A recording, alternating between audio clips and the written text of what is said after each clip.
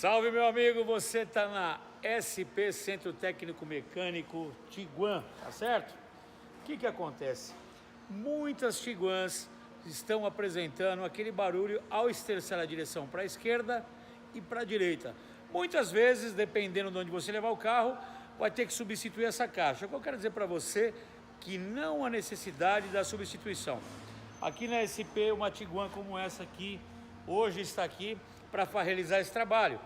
Dá para fazer uma regulagem, dá para desmontar essa caixa, colocar a caixa na bancada e você gasta bem menos. Na hora de fazer a regulagem, o barulho na direção da Tiguan, esterçando para a esquerda, esterçando para a direita, e você quer fazer uma regulagem, fazer um trabalho profissional na sua Tiguan, anote os telefones que eu vou deixar para você agora, para você ligar para cá, para você fazer o seu orçamento, trazer o seu carro. O seu orçamento é gratuito, numa empresa que é referência em São Paulo, tá certo? Anota aí agora, 011 2364 7388 ou 011 2364 7488. Quer mandar um WhatsApp para mim?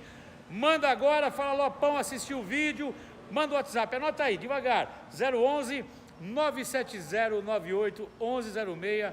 Traz seu carro para cá, sua Tiguan para cá, aquele barulhinho chato, esterçando para a esquerda, para a direita, já era, gastando bem menos. Vem para cá.